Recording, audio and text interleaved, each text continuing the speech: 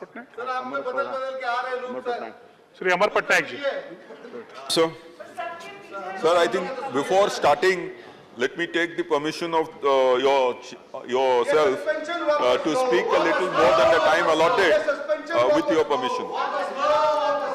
So there was an article on 4th December 2020 in the Express News Service. It said, pregnant woman ends life over fear of childbirth in Andhra Pradesh.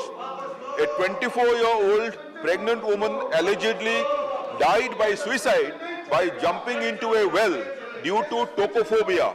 Tocophobia is a new disease which basically means that there is a fear of giving birth, even conceiving a child or giving birth to a child.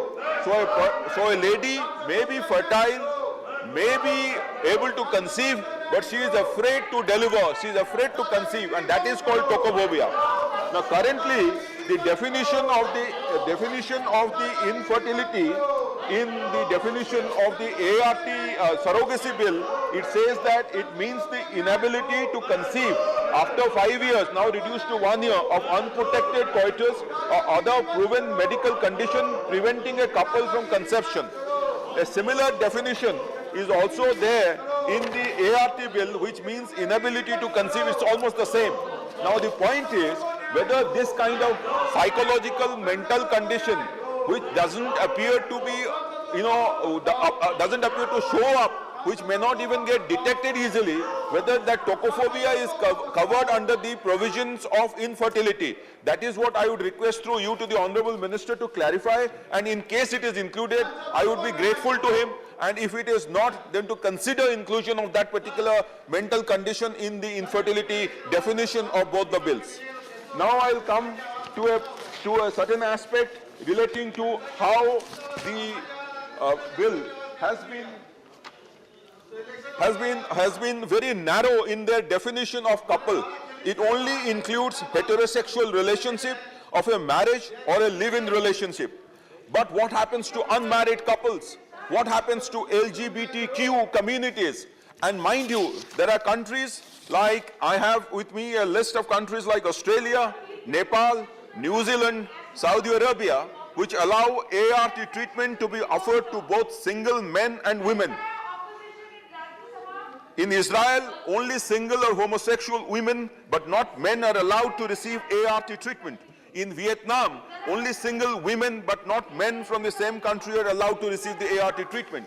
So I think if you look at the Devika Viswas versus Union of India 2016 Supreme Court judgment, it actually recognizes the right to reproduction as an important component of the right to life under Article 21. And therefore, restricting the ART and the surrogacy only to heterosexual relationships would be probably violative of Article 21. These restrictions also agitate against the concept of right to equality under Article 14. So through you, Chairman, sir, I would request Honorable Minister to widen the scope of couple so that more people are benefited in so much as the recommendations of the select committee are concerned. I must congratulate the Honorable Minister, the government, for accepting most of the recommendations, thereby making both the bills very robust. But there are some differences. For example, the bill lacks proportionality in penalizing offences. The same punishment of a minimum of 8 years of imprisonment has been prescribed for serious offences as well as for any contravention of the provisions of the said bill or the rules made thereunder. So the proportionality of linking the punishment to the offence is probably needs to be relooked or revisited. There is another point relating to ICMR guidelines. It permits single women to benefit from ART and also provided for minimum physical requirement for ART clinics, essential qualifications of ART teams and ART procedures. But these are missing from both the ART bill as well as the surrogacy bill. Lastly, sir, I would like to say that the definition of abandoned child, it includes physical, mental defect or infirmity, or being more than one in number, excluding sex of the child among the same. In this aspect, the bill doesn't address the plight of such surrogate child found non-genetically connected with either of the parents post-birth due to mishaps arising out of switching or swapping of donated frozen gametes of couples in clinics or labs or sperm banks, which is statistically possible. The bill is unclear if such surrogate child will be allowed to be taken care of or will be declared as, will not be declared as abandoned or rejected or left in adoption home or orphanage. This bill needs to address this issue. The last point I would like to make is the sex-selective surrogacy or family balancing surrogacy to have child of a predetermined sex. I know that this is already prohibited under the existing regulations, but I think both these bills could actually look at it instead of completely ignoring the trafficking or sale or abduction of surrogate child. That could have found a mention to strengthen the existing provisions.